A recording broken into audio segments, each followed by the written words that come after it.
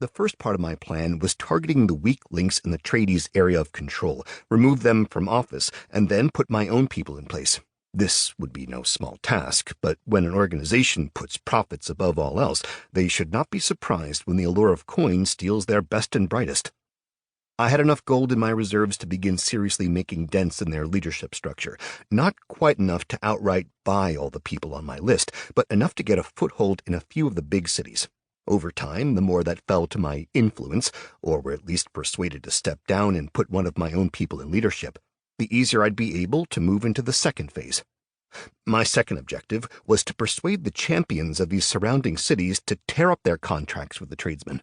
Doing so would put a considerable amount of strain on the remaining tradies who would not have the capacity to fight back in the way they had threatened in their exclusive permanent contracts. This would essentially call the board's bluff. Would they dare to declare war on multiple champions at the same time? It was doubtful. The third and final objective was to take control of the roads surrounding tradesmen cities that were non-cooperative. By cutting off their ability to ship and receive payments, I would essentially be starving out each city. With no gold to pay their lackeys, desertion would be at an all-time high. Even if the board decided to declare war, with their cash flow moving at a significantly slower rate, they wouldn't be able to mobilize without digging deep into their vaults. And if there was one thing I could count on, it was that these miserly men wouldn't dare to dip into their own personal profits. At this point, the only thing on any of their minds would be taking a golden parachute out of a crumbling empire. This plan might seem harsh, but make no mistake, I do not intend to replace their monopoly with my own. This is not a hostile takeover, but a liberation of Liora. There were many champions who could flourish if only they were free to trade as they pleased. Prices would only go down with this monopoly broken. Competition would begin once again, and I would be free to finally pursue an honest trade on Liora without the struggle of fighting against the tide of an unstoppable foe. I had waited long enough to begin making my moves. The time was now. Of course, there was no reason for me to be urgent in my work. Quite the opposite, in fact. A plan like this needed to move slowly and quietly and with great caution.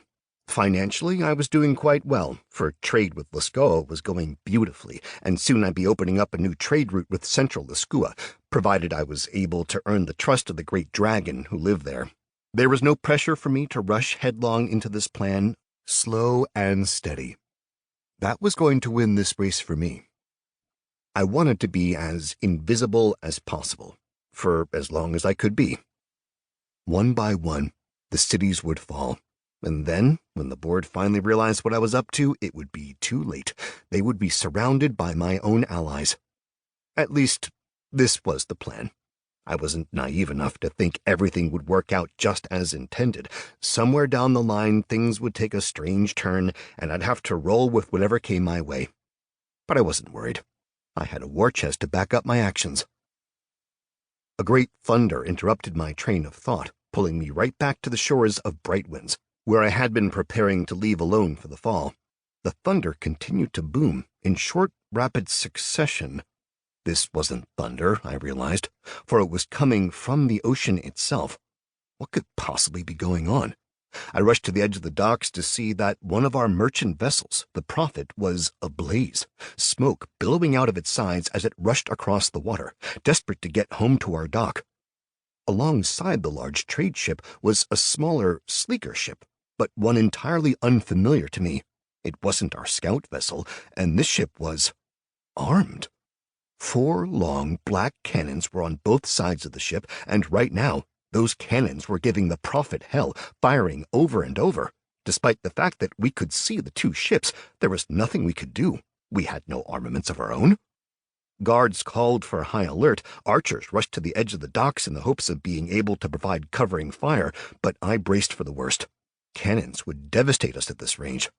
If only I had Alamander with me, but I had sent the wizard to teach at the Hall of Heroes so I could begin recruiting new and different types of spellcasters. The Prophet, nearly half a mile from us, began to sink.